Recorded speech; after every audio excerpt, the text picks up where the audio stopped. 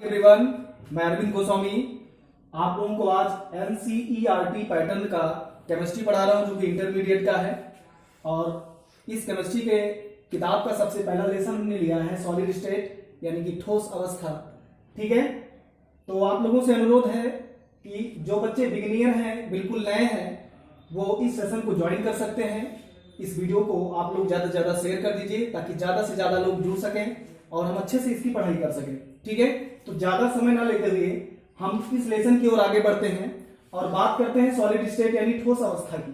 ठीक है, ठोस चीजों के बारे में आप लोग पढ़े होंगे थोड़ा बहुत पिछली क्लासों में, कुछ तो जानकारी होगी आप लोगों को, लेकिन फिर भी हम इसके बारे में आपको थोड़ा और अच्छे से बताएंगे।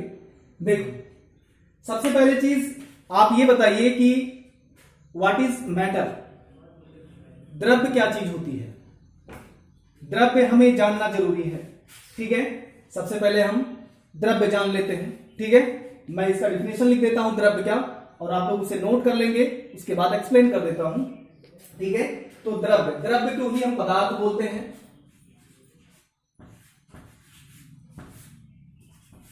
द्रव्य यानी कि पदार्थ। ठीक है, ये ओके, द्रव्य पदार्थ। द्रव्य का अर्थ उस अस्तित्व से है जिसका कुछ द्रव्यमान होता है तथा वह त्रिबिंब में स्थान घेरता है। सीधी सी बात यह है कि कोई ऐसा आर्टिकल हम लेंगे जिसका कुछ वॉल्यूम होगा और वह अगर त्रिबिंब मतलब 3 डायमेंशन इस दुनिया में, इस पूरे ब्रह्मांड में आप कहीं भी रखेंगे, ठीक है, तो वह कुछ स्थान घेरे। ठीक है, ऐसी चीजें द्रव्य के अंतर्गत आती हैं। आप लोगों ने द्रव्य के बारे में पढ़ा होगा, द्रव्य की कितनी अवस्थाएं होती हैं, तो आप तुरंत बताओगे, ठोस, द्रव, गैस। ठोस, द्रव, गैस, ये द्रव्य की 3 अवस्थाएं होती हैं। हालांकि 2 अवस्थाएं और होती है, 3 मुख्य रूप से होती हैं, 2 अवस्थाएं और होती हैं जहां तक मुझे ज्ञात है कि आप लोगों को शायद इसका पता ना रहा हो। प्लाज्मा, प्लाज्मा और बीईसी, प्लाज्मा और बीईसी, जिसमें ठोस, द्रव और गैस, इन तीनों के बारे में तो हमें पढ़ना ही है। इसके बारे में मैं जनरल आपको डिफिनेशन इसका समझा देता हूं, आप समझ जाएंगे। ठीक है, ठोस क्या चीज होती है। ठोस एक वस्तु का ऐसा स्ट्रक्चर जिसमें, वस्तु का ऐसा स्ट्रक्चर, ऐसा आकृति जिसमें उसमें वस्तु के कणों के प्रत्येक परमाणु, कणों के प्रत्येक परमाणु जो है वो बहुत पास पास होंगे, बिल्कुल बहुत पास पास। उनके बीच जो है आकर्षण बहुत अधिक होगा, बिल्कुल भी उनके बीच गैप नहीं होता। ठीक है, ये सॉलिड यानी कि ठोस के मॉलिक्यूल्स हैं, परमाणु। ठीक है, इसी कारण ये ठोस होते हैं, इनकी आकृति निश्चित होती है और इनका डिफ्यूजन नहीं होता, अर्थात प्रसार नहीं होता। ठीक है, ये तो ठोस अवस्था था। द्रव में आ जाते हैं। द्रव में क्या होता है, अभी इसको थोड़ा डीप में ले जाएंगे, ये खैर जनरल है जो आप लोग 9th में 10th में पढ़े होंगे, इस तरह से समझाया गया होगा। ठीक है, अभी इसको थोड़ा डीप में ले जाते हैं और अपने चैप्टर के अकॉर्डिंग, अपने लेवल के अकॉर्डिंग अभी पढ़ते हैं। ठीक है, पहले आप समझिए इसको। दूसरी अवस्था जो है ये द्रव की है। इसके जो अणुओं का यानी परमाणुओं का जो दूरी होगा वो थोड़ा दूर दूर होगा। ठीक है, लिक्विड का जो होता है वो थोड़ा दूर दूर होता है, इनके जो परमाणुओं की दूरी होगी वो दूर दूर होगी। ठीक है, द्रव अवस्था में होता है। गैस की बात कर ले। गैस, अब गैस तो भाई हमें आंखों से दिखाई नहीं देता, जनरल साधारणतः हम कई गैस पढ़ते हैं, लेकिन कोई गैस कोई बता सकते हो किस गैस का किस कैसा कलर है, किसी गैस का कलर कोई बता सकता है। मैं बताऊं, क्लोरीन का कलर हमेशा ब्लू होता है, रंगीन कलर होती है क्लोरीन। ठीक है, ये गैस केवल यही है जो कलर्ड गैस होती है। पूरे पीरियोडिक टेबल में 118 एलिमेंट्स हैं आपके पूरे पीरियोडिक टेबल में, जिसमें केवल क्लोरीन ऐसी है जो कलर्ड होती है, वही रंगीन होती है, बाकी और किसी के रंग का कोई जानकारी नहीं है किसी के पास। ठीक है, ठोस, द्रव, गैस, प्लाज्मा और बीईसी। बीईसी की बात कर लेंगे हम। गैस, ठोस में जो परमाणुओं की दूरी थी, परमाणु का जो आकर्षण था बहुत ज्यादा था, बिल्कुल सटे और चिपके हुए थे, इसलिए निश्चित थे, ठोस थे, सॉलिड थे। इनका आकार निश्चित था, इनका आयतन निश्चित है। द्रव जो है, इसके जो अणु है, परमाणु की दूरी है वो थोड़ा दूर दूर है, इसलिए लिक्विड फॉर्म में है, इनका आयतन निश्चित नहीं होता। ठीक है, गैस, ना तो इनकी आकृति निश्चित होती है, ना इनका आयतन निश्चित होता है। इसके जो अणु परमाणु होते हैं ये बहुत ज्यादा दूर दूर होंगे, बहुत ही ज्यादा दूर होंगे। ठीक है, ये ठोस, द्रव, गैस, ये चीज आप 9th में पढ़ चुके हैं, 10th में आपको बताया गया होगा। ठीक है, अब दो चीज आपके सामने नई लिखी है, प्लाज्मा और बीईसी। तो प्लाज्मा क्या चीज होती है? प्लाज्मा एक ऐसी अवस्था होती है जिसके कारण से आपके ब्रह्मांड के जितने सूर्य, चंद्रमा, तारे, ये सारी चीजें, जितनी भी चीजें हैं जिनमें चमक आती है, लाइट आ जाती है, उस पोजीशन में, उस एनवायरमेंट में रखने के बाद में उस पर लाइट आ जाती है, उनमें चमक आ जाती है, वो अवस्था प्लाज्मा की अवस्था होती है। अगर प्लाज्मा ना होता तो सूर्य, चंद्रमा हमें चमकते दिखाई ना देते। वो अलग बात है कि ये उनकी स्वयं की रोशनी है, लेकिन ये उनकी स्वयं की रोशनी भी तभी पैदा होती है जब प्लाज्मा क्रिएट होता है, प्लाज्मा उत्पन्न होता है। ठीक है, जो पांचवी अवस्था है वो है बीईसी। उसका फुल फॉर्म होता है बोस-आइंस्टीन कंडेंसेट। Bose-Einstein condensate. ठीक है सर, इसको अल्बर्ट आइंस्टीन ने बताया था, अल्बर्ट आइंस्टीन ने इस अवस्था को बताया था, बोस-आइंस्टीन कंडेंसेट के नाम से यह है। इसका मतलब ये हुआ कि बहुत कम दाब तथा ताप पर, ठीक है, बहुत कम वायु में कोई क्रिया की जाए, बहुत कम हवा में, वहां का वायुमंडल का जो दाब हो और ताप हो वहां कम हो, और हवा भी बहुत ज्यादा कम हो, बहुत निम्न स्तर का हो, उस अवस्था में जो चीज की जाती है वो बीईसी की स्थिति कहलाती है। ठीक है, ठोस अत्यधिक पास इसके परमाणु, द्रव थोड़ा दूर, गैस और ज्यादा दूर, प्लाज्मा सूर्य, चंद्रमा, तारे इसी के कारण से चमकते हैं, प्लाज्मा क्रिएट होने के कारण, और बीईसी बहुत कम ताप, बहुत कम दाब पर, किसी बहुत कम वायु वाले स्थान पर कोई कार्य किया जाए वो बीईसी होता है। तो ये तो था हमारा जनरल चीज जो हमें समझना था। ठीक है, द्रव के बारे में हमने जान लिया, पांचों अवस्था के बारे में जान लिया। ठीक है, अब आगे हम पढ़ेंगे इसमें अंतरा आणविक आकर्षण बल। ठीक है, अंतरा आणविक आकर्षण बल क्या चीज होता है? चलिए ठीक है, इसे आप लोग नोट डाउन कर सकते हैं। हम आगे बढ़ते हैं। ओके, अगला जो हमारा टॉपिक है वो है अंतराणविक बल।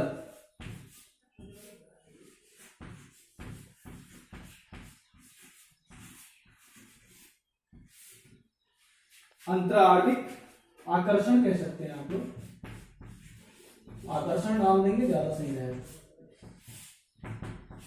ठीक है, और दूसरा पॉइंट ऊष्मीय ऊर्जा।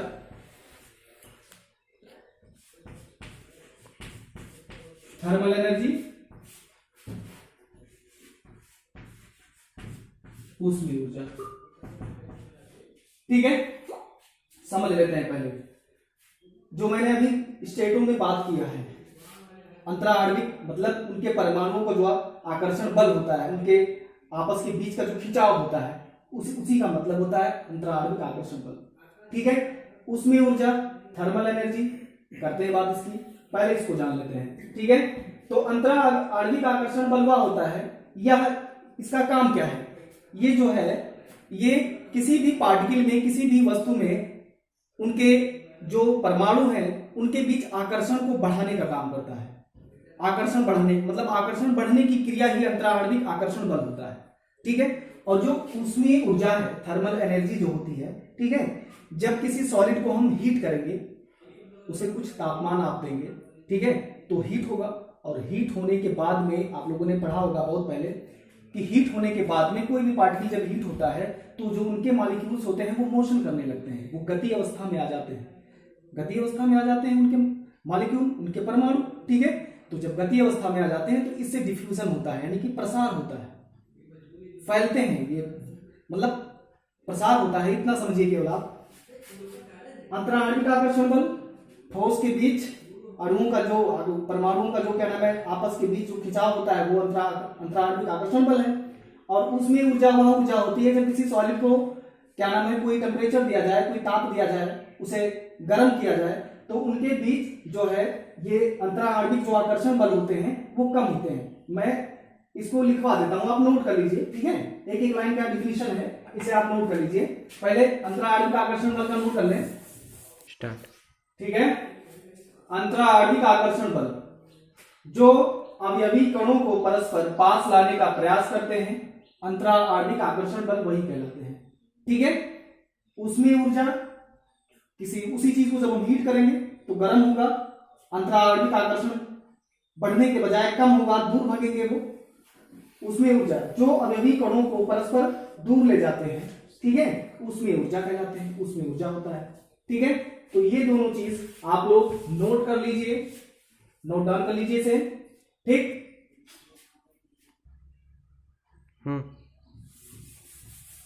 स्टार्ट, ठीक है। जब अंतराणविक बल प्रबल होता है तो पदार्थ ठोस अवस्था में होता है, ताप बढ़ाने पर उसमें ऊर्जा में वृद्धि होती है, जैसा मैंने बताया था आप लोगों को, जिससे आकर्षण कमजोर होता है। जब दोनों बल संतुलन में हो तो ठोस द्रव रूप में होगा तथा उसमें ऊर्जा में वृद्धि अधिक होने से ठोस गैस में बदल जाता है, ठीक है। कहने का तात्पर्य यह है, आप लोग चाहें तो इसे नोट कर सकते हैं, लेकिन मैं आपको बता देता हूं वैसे फिलहाल कि जब कोई ठोस अपनी अवस्था में होता है, ठीक है, तो ठोस होता ही है, आयतन निश्चित होता है, आकार निश्चित होता है, ठीक, और प्रसार नहीं होता। लेकिन जब हम उस ठोस को किसी टेम्परेचर पे, किसी तापमान पे गर्म करते हैं, तब उनके जो परमाणुओं का जो अंतराणविक आकर्षण बल होता है वो कमजोर होता है, वो दूर दूर होने लगते हैं।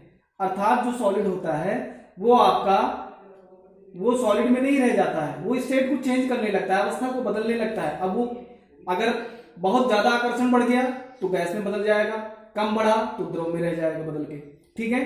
तो जैसा कि आपको लिख के दिया गया है, जब दोनों बल संतुलन में हो तो ठोस द्रव रूप में होगा तथा उसमें ऊर्जा में वृद्धि अधिक होने से ठोस गैस में बदल जाता है, ठीक है। आप लोग लिख सकते हैं, इसको नोट कर सकते हैं, ठीक है। स्टार्ट, देखो, ठोस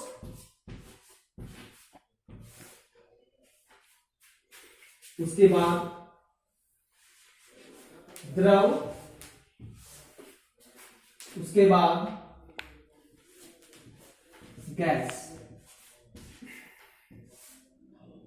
ये तीनों चेंज कैसे होते हैं, ठीक है। जब ठोस को गर्म करते हैं, ठीक है, तो द्रव में बदल जाता है, आई बात समझ में। और जब इसी द्रव को और गर्म करते, फिर गर्म कर दिया, तो अब क्या हो जाएगा, अब गैस में बदल जाएगा। इस द्रव को जिसको मैंने, इस ठोस को जिसको मैंने गर्म करके द्रव में चेंज किया था, इसको हम ठंडा करेंगे, इसको ठंडा करते हैं, उल्टा वापस ठंडा करते हैं तो ठोस में बदल जाएगा।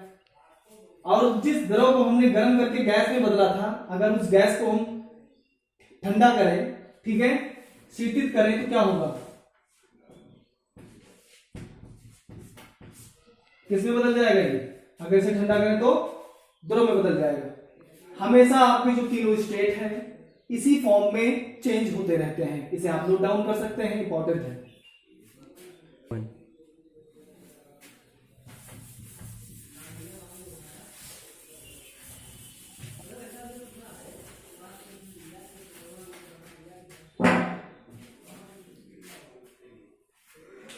के लक्षण, ये हमारा अगला हेडिंग है, अगला टॉपिक है।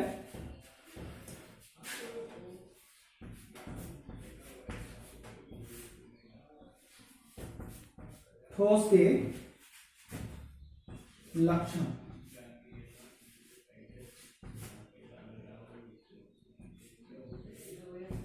ठीक है, तो इसमें होता क्या है, इनके बीच प्रबल अंतरा आणविक आकर्षण बल होता है। ठोस का लक्षण जो होता है, जैसे कोई पूछे कि ठोस क्या गुण है इसका, ठोस की क्या लक्षण है, कोई बता सकता है, तो आप क्या जवाब देंगे, इसका आंसर क्या देंगे? ठोस के बीच जो उनके अणुओं के जो परमाणु होते हैं, उनके बीच का जो अंतराकर्षण बल होता है वो प्रबल होता है। प्रबल होने का मतलब बहुत ही ज्यादा पावरफुल होता है, बहुत ज्यादा शक्तिशाली होता है। ठीक है, इसे कोई सॉलिड चीज हम तोड़ नहीं पाते जल्दी से, सॉलिड को सॉलिड बोलते हैं, मजबूत बोलते हैं। ठीक है, उनके बीच अंतराकर्षण बल अधिक होता है और उनका आयतन निश्चित होता है। अब जैसे आप रबड़ को क्या नाम है फोर्स लगाकर उसका आकार बदल देते हो, क्या किसी सॉलिड चीज को फोर्स लगाकर उसकी आकृति बदल सकते हैं आप, उसका डिजाइन चेंज कर सकते हैं? कभी नहीं, इम्पॉसिबल, कभी हो ही नहीं सकता। ठीक है, इसलिए ठोस के जो लक्षण होते हैं ये इस प्रकार होते हैं कि ठोस के परमाणुओं का जो अंतराणविक आकर्षण बल होता है वो बहुत ही ज्यादा प्रबल होता है। ये निश्चित आयतन होते हैं, स्थान घेरते हैं। ठीक है, और इनका प्रसार नहीं होता। ठीक है, फिलहाल मैं अच्छे से लिख देता हूं, आप नोट कर लीजिए, नोट्स बना सकते हैं आप लोग इसका अच्छे से। ठीक है, स्टार्ट नोट कर लीजिए आप लोग इस चीज को। ठोस के लक्षण, ठोस अवस्था में पदार्थ के कण प्रबल अंतराणविक बल द्वारा निश्चित आकृति ग्रहण करते हैं।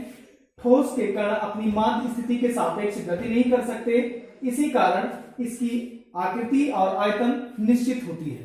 ठीक, यही इसके लक्षण हैं जो कि मैंने आपको ओरली बता दिया है, वैसे ही आप ध्यान रख सकते हैं इस बात को। ठीक है, अच्छे से इसको नोट कर लें। और ठोस के ये सामान्य लक्षण हो गए। ठीक है,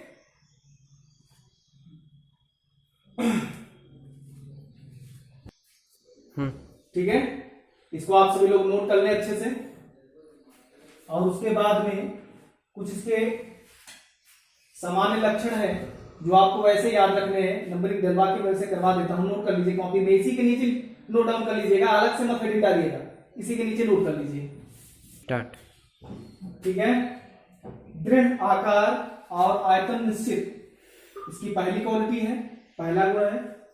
अंतराणविक बल प्रबल होते हैं, जो बताया है मैंने आपको हमेशा से। ठीक है, अंतराणविक दूरियां कम होती हैं, जब बल प्रबल है, आकर्षण ज्यादा है तो दूरियां तो वैसे कम रहेंगी।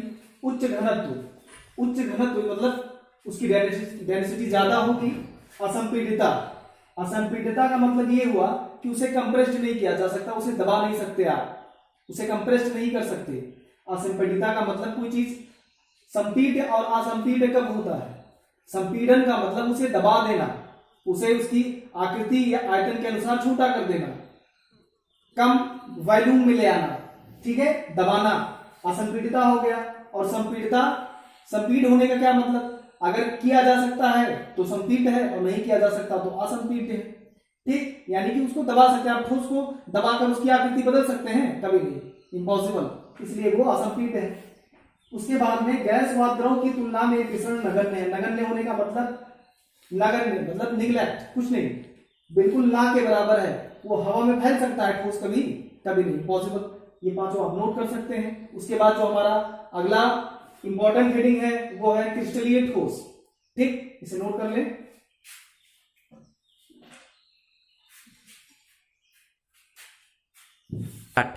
क्रिस्टलीय ठोस वह ठोस पदार्थ जिनमें अवयवी कण, परमाणु, अणु या आयतन त्रिविम में एक निश्चित ज्यामितीय व्यवस्था में होते हैं, क्रिस्टलीय ठोस कहलाते हैं। कहने का मतलब ये हुआ कि जो कोई ठोस का जो स्ट्रक्चर होगा वो इस प्रकार होगा, उनके जो कणों की व्यवस्था होगी, उनका पैटर्न जो होगा वो इस प्रकार होगा। ठीक है, किस प्रकार कि एक के बाद एक कण इस प्रकार लगे हैं कि उनके बीच की दूरी बहुत ही अल्पतम है, बहुत ही, बिल्कुल मतलब ना के बराबर। ये स्ट्रक्चर आपको, ये जो दूरी आपको दिख रही है दूरी, ये दूरी हेलिकल स्ट्रक्चर में आपको दिखाई गई है। ठीक है, ये आप मत समझिएगा कि सर ये बहुत ज्यादा दूरी दिख रही है, काफी दूरी है, नहीं, ये बिल्कुल बहुत ही ना के बराबर की दूरी है, इसलिए आपको ये हेलिकल स्ट्रक्चर में दिखाया जाता है। ठीक है, ताकि कण और दूरी का अंदाजा आपको इसमें रहे। ठीक है, तो वह ठोस पदार्थ जिनमें अवयवी कण परमाणु और या आयतन त्रिविम में एक निश्चित ज्यामितीय व्यवस्था में होते हैं क्रिस्टलीय ठोस कहलाते हैं। कहने का मतलब वही है, वास्तव में क्रिस्टल ठोस ही वास्तव ठोस होता है। ठीक, क्यों? क्योंकि इसकी जो ज्यामितीय व्यवस्था होती है एक इस प्रकार से होती है कि उसको भंग करना लगभग इम्पॉसिबल रहता है। फिर भी भंग तो मनुष्य कुछ भी कर देता है, सब कुछ खत्म कर देता है, तो उतार के ऐसी बात नहीं है। लेकिन फिर मतलब साइंस के हिसाब से ऐसा माना गया है कि लगभग ना के बराबर मानी जाती है क्रिस्टलीय ठोस में। एक निश्चित का मतलब यही होता है कि निश्चित ज्यामितीय व्यवस्था में इसके कण व्यवस्थापित होते हैं, क्रिस्टलीय ठोस कहलाते हैं। ठीक है, इसको आप लोग नोट कर सकते हैं, स्ट्रक्चर बना लीजिए। ठीक, इसके बाद हमारा अगला टॉपिक यही है क्रिस्टलीय ठोस के कुछ गुण।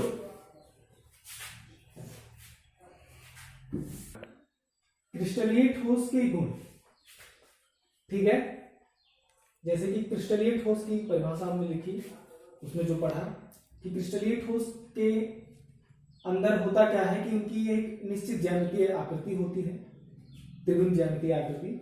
ठीक है, और उनके कणों का जो आपस में पैटर्न होता है सेट होने का, ठीक है, वो इस प्रकार सेट होता है कि उनके कणों का जो परास होता है वो दीर्घ होता है।